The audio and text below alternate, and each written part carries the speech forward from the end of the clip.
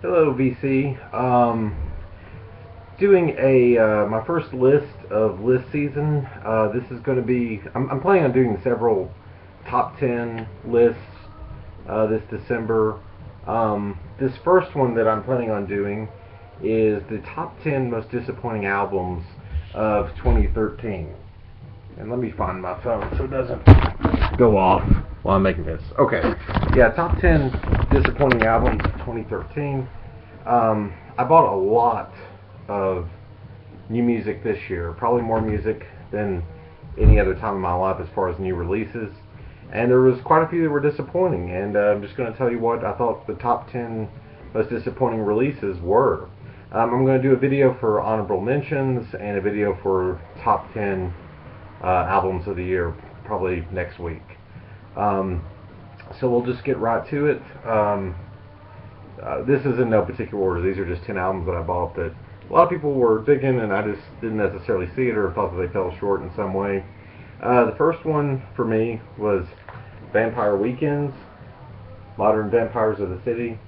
I know I'm definitely in the minority on this one. A lot of people love this album. I did get the nice white vinyl edition of the album.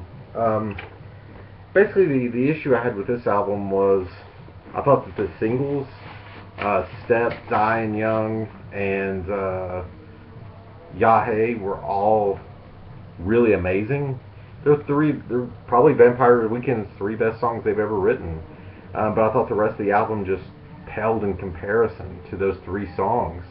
I really didn't like the cheesy gospel opening of the song Obvious Bicycle.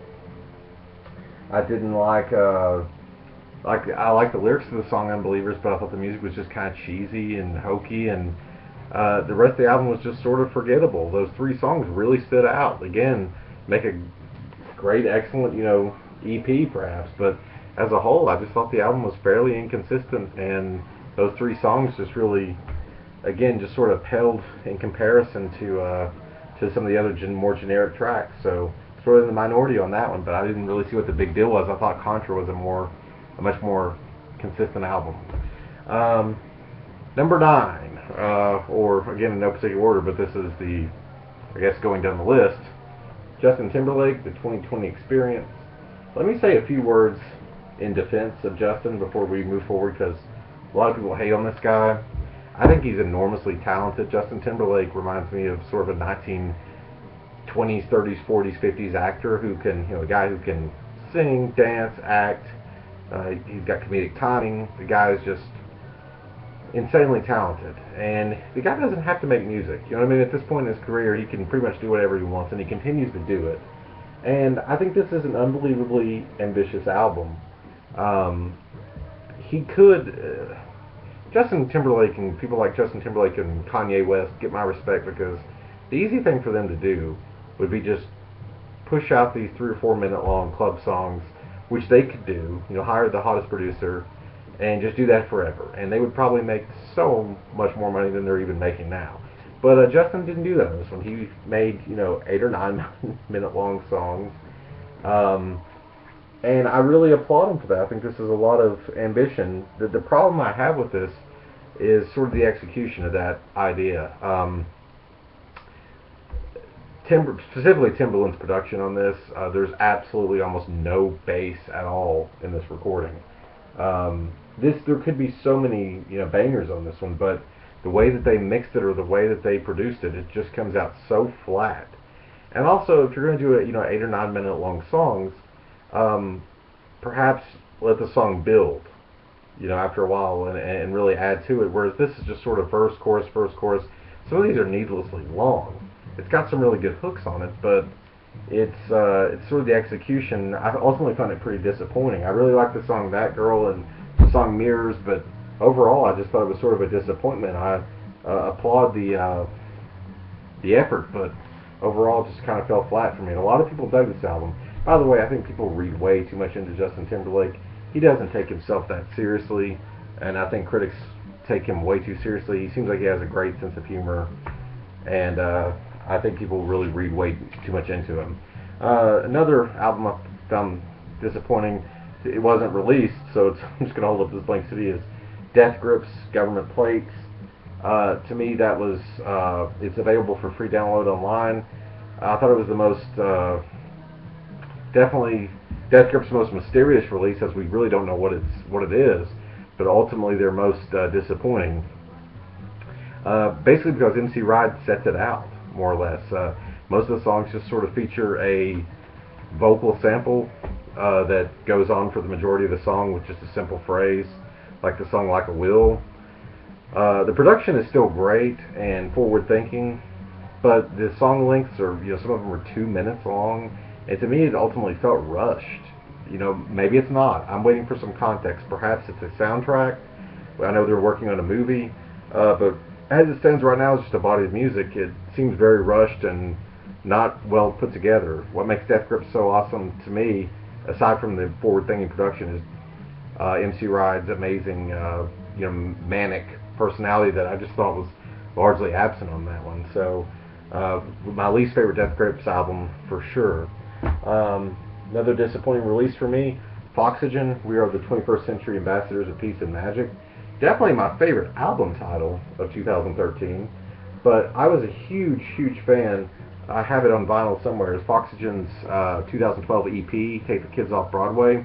It reminded me so much of like if Mick Jagger fronted the Cars. Just so many styles of music, a little bit of Velvet Underground in there.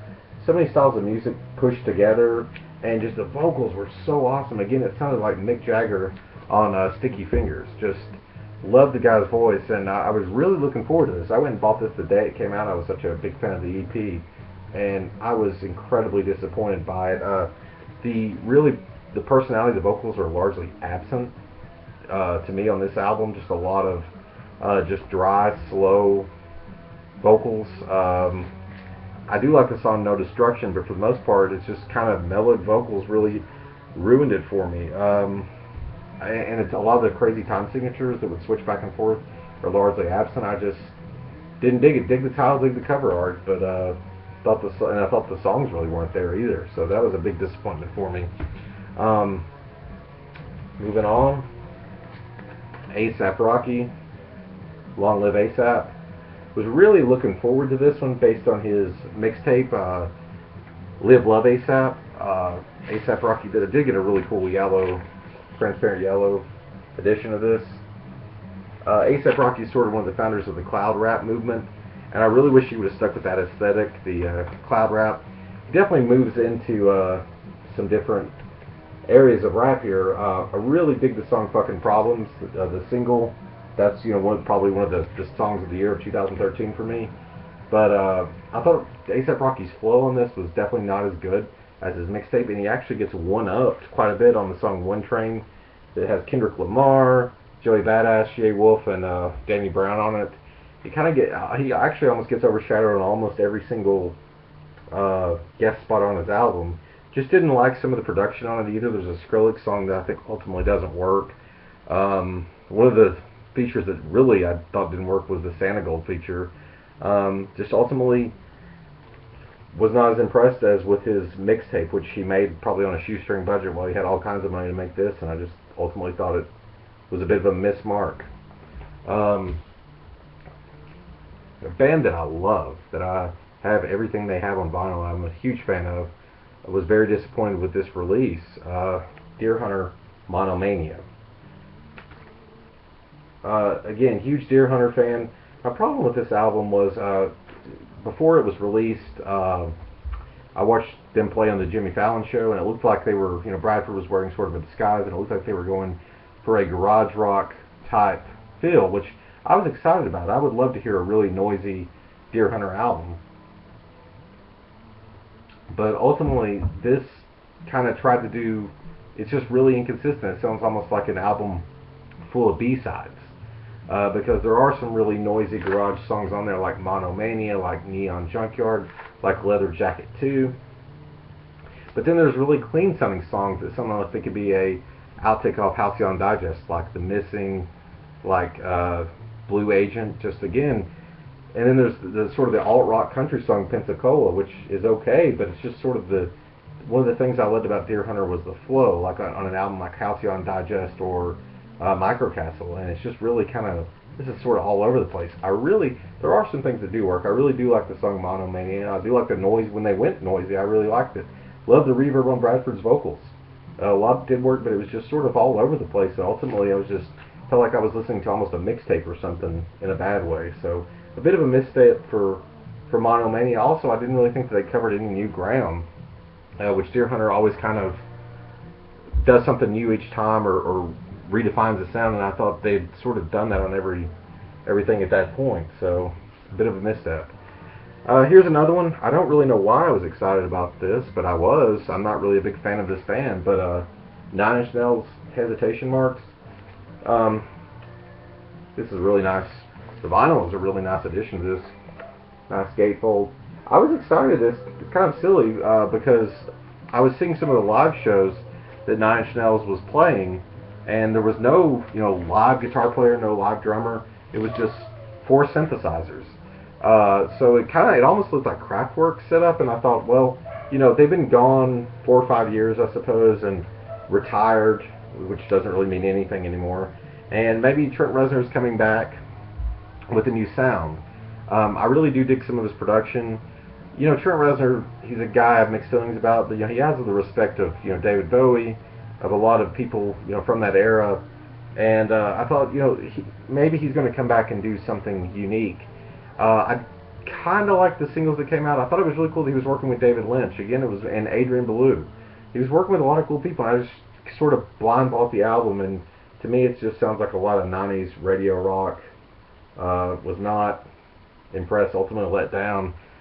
Again, I thought we'd go with something more subtle, especially the soundtrack work as of late, but it's just kind of angry and about what you would think it would be, which I'm not a very angry person, so I didn't really relate to it and didn't dig it. Got 3 more disappointing albums. I mentioned this one in an earlier video, The Flaming Lips, The Terror. This was a big misstep for me. I like The Flaming Lips when, I like a lot of their releases. To me, they were the best when they were being triumphant with a big sense of melody. I like Wayne Coyne when Wayne Coyne is just reaching for that note, struggling to hit it, and he never really gets it, but he's so triumphant and singing these amazing lyrics. And Wayne was definitely not triumphant on this album at all. I understand that he was going through a divorce, and Steven had a relapse on drugs, and it sounds like this was sort of a dark time in the band's life, and I appreciate the aesthetic shift, trying to do something new. I just don't think that they had to sacrifice all the great songwriting that made them one of my favorite bands. It seems like the songs are just not there. And even the atmosphere. Brian Eno, a lot of these other people made dark sounding albums, but this one just sort of sounds like ideas. It just doesn't really sound full, and I really liked them when they were writing positive, upbeat songs, which I'm sure they'll get back to. It's not a terrible album. It's just not what I like the Flaming Lips for. Just 2 more. Arcade Fire, Reflector. I mentioned this in an earlier review. Was really let down by this, and as the time has went by since I even made that video, I actually think it's gotten worse. I did like some of the songs on it. I just had such high hopes for this because they were working with James Murphy, DFA, and really liked the ad campaign they had put through, but ultimately this album is just a mess. I like 2 or 3 songs on it. Well, maybe more than that, but it tries to be too much. It doesn't really know what it wants to do. Some of the production is just awful on some of the non-dance related songs. Just didn't, ultimately a lot of it's forgettable. It just really was something that was unfocused in my opinion. That could have been great. And lastly, this may be sort of a controversial choice in the VC, but Boards of Canada, Tomorrow's Harvest, was really let down by this, and I'll tell you why. Of course, this is the vinyl's done very well. It's on Warp Records. Boards of Canada, of course, has not made an album in 8 years. I'm a huge fan of their earlier work. But they came back and they did, I really thought that they would be pushing the envelope, doing something new that they had not done before. And this is absolutely no new ground at all for the band. It's sort of like they took a break and came back and did what they've always done before, only not as well. It's really nothing unique on this album that other people in electronic music aren't doing.